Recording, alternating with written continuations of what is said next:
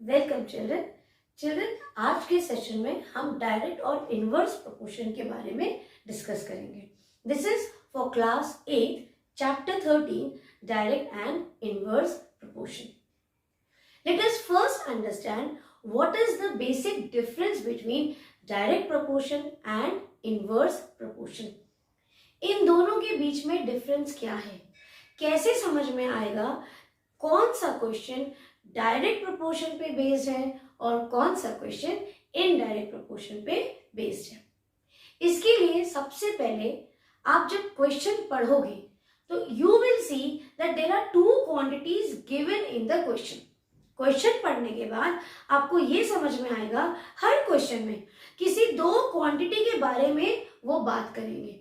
जैसे take for example आप यहाँ पे पर्सन ले लीजिए और यहाँ पे उनके लेबर चार्जेस ले लीजिए।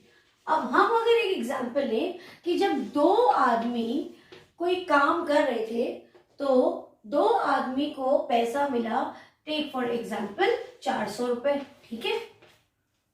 अब आप ये बताइए कि अगर एक आदमी को, जब लेबर को, यहाँ पे हम पर्सन की बात कर रहे हैं, हमने यहाँ पे किसी काम में take for example building construction चल रहा है, तो जब वो दो लोग काम कर रहे थे तो उनको 400 रुपए दिया। अब आप ये बताओ कि एक आदमी को काम के पे रखेंगे तो उसको कितना पैसा देंगे, कितना देंगे, कैसे सॉल्व करेंगे वो अपन बाद में समझेंगे। पहले हम ये समझते हैं ये कौन सा केस है। अब आप देखिए यहाँ पे क्या दिया है, 2% दिया है। अब 2% से किसके बारे में पूछ रहा है, 1% के बारे में। सो 2 से 1 क्या हुआ, कम हुआ ना, घटा, ठीक। अब ये क्या होगा, ये आपको खुद को पहले समझना है, इतना लॉजिक आपको लगाना है। जब दो लोग काम कर रहे थे तो उनको 400 रुपए मिला, तो एक आदमी जब काम करेगा तो क्या उसको 400 से ज्यादा मिलेगा या 400 रुपए से कम मिलेगा। ऑब्वियसली जब एक पर्सन काम कर रहा है तो उसको 400 रुपीज से अमाउंट कम मिलेगा। मतलब ये देखिए, ये हुई हमारी एक क्वांटिटी, किसकी बात कर रहे हैं, पर्सन की, और एक क्वांटिटी हो गई हमारी चार्जेस की इन रुपीस की। दो क्वांटिटी हो गई। एक क्वांटिटी जब कम हो रही है, 2 से 1 हो रही है, दूसरी क्वांटिटी में इसका क्या फर्क आएगा, वो भी तो कम होगी ना। यही है डायरेक्ट प्रोपोर्शन। इसका मतलब जब दो क्वांटिटी दी हुई है, एक गिवन क्वांटिटी जब कम हो या बढ़े तो उसके रिस्पेक्ट पे दूसरी क्वांटिटी पे भी सेम असर होना चाहिए। क्या सेम असर होना चाहिए, इस केस में जब आदमी की वैल्यू कम हो रही है तो पैसा भी कम होगा। यस, सो ये डायरेक्ट प्रोपोर्शन है। ऐसा नहीं कि कम होने से ही डायरेक्ट प्रोपोर्शन होगा, अगर बढ़े, मान लो हमने बोला कि जब दो आदमी काम कर रहे थे तो we have given them 400 rupees. Assume now if suppose there are now 3%। अब 3 लोगों को हायर किया है कोई बिल्डिंग कंस्ट्रक्शन में, तो उनका कितना पैसा बनेगा, कितना चार्जेस लेंगे वो। अब आप देखिए वैल्यू क्या दी है, इसमें 2 दिए, 2 से अब हम किसके बारे में पूछ रहे हैं, 3 लोगों के बारे में। मतलब 2 से 3 क्या हुआ, वैल्यू बढ़ी।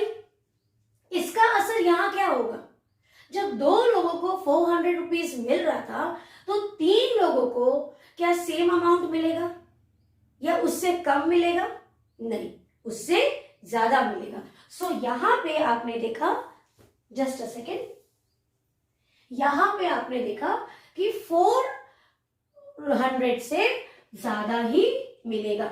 ये क्या हुआ, फिर से चेक करो, 2 क्वांटिटी दी हुई है, जब एक क्वांटिटी के रिस्पेक्ट से, ये देखिए यहां पे क्या हो रहा है, ये क्वांटिटी जब बढ़ रही है इस पे क्या असर हो रहा है, ये भी बढ़ेगा। समझ में आया, इसको बोलते हैं डायरेक्ट प्रोपोर्शन। सो इस तरह के क्वेश्चंस जो होते हैं वो डायरेक्ट प्रोपोर्शन पे बेस्ड होते हैं। मतलब जब एक क्वांटिटी की वैल्यू बढ़ेगी with respect to the quantity, the other quantity will also increase, or if one quantity given quantity is decreasing.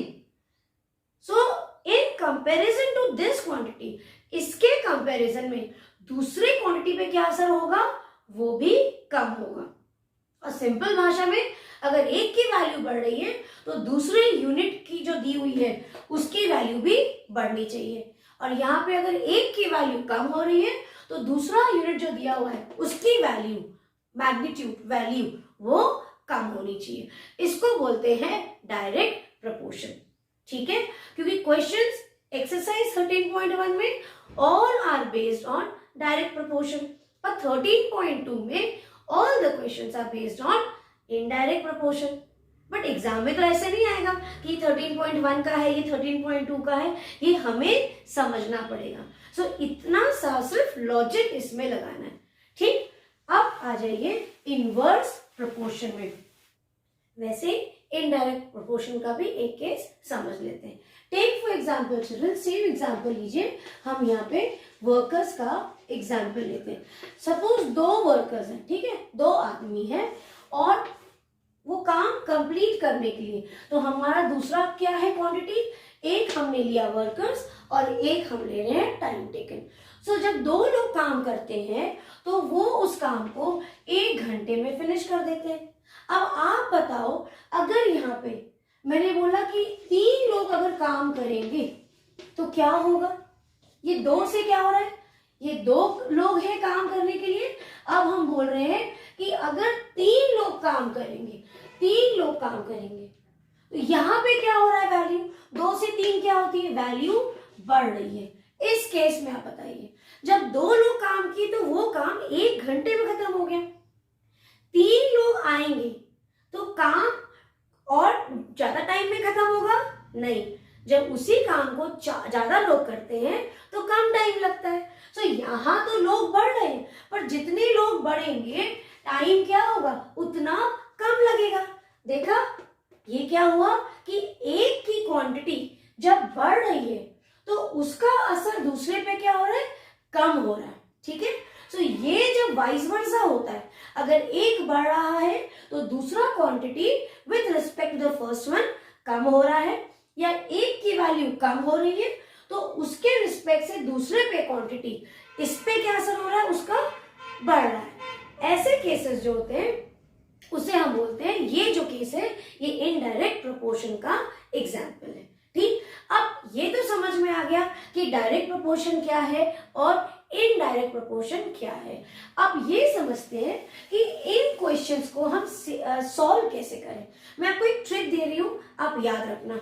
जब भी आप क्वेश्चन पढ़ो और आपको लगे ये क्वेश्चन डायरेक्ट प्रोपोर्शन पे बेस्ड है, आप याद रखिए x अपॉन y, हम ऐसा टेबल बनाएंगे। आगे मैं बताती हूँ x क्या होगा, y क्या होगा और ऐसा हम क्यों कर रहे हैं। बस अभी इतना याद रखिए, डायरेक्ट प्रोपोर्शन पे बेस्ड क्वेश्चन होगा सो x अपॉन y लिखेंगे। और अगर ये इनवर्स प्रोपोर्शन पे बेस्ड क्वेश्चन हुआ तो आप x और y साथ में लिखेंगे। ठीक, ऐसा टेबल बनेगा x और y का, इस तरह का टेबल। ठीक, अब हमने ये क्यों किया, ये इसलिए किया, ये x और y क्या होंगे, वो जो 2 यूनिट्स हर क्वेश्चन में दी रहेगी। बेटा हर क्वेश्चन में, चाहे वो डायरेक्ट प्रोपोर्शन का हो या इनवर्स प्रोपोर्शन का हो, वो 2 क्वांटिटीज के बारे में ही बात करेंगे कि एक क्वांटिटी में इतना है, फिर बाद में इतना हुआ, तो दूसरे में कितना होगा। तो आपको बस कंपेयर करना है कि पहली क्वांटिटी में नीचे वाला बढ़ रहा है कि कम हो रहा है, और वहां पे आपको क्या लगता है, बढ़ना चाहिए कि कम होना चाहिए। अगर लगेगा बढ़ने में बढ़ रहा है, डायरेक्ट x और y वो 2 क्वांटिटीज होंगी।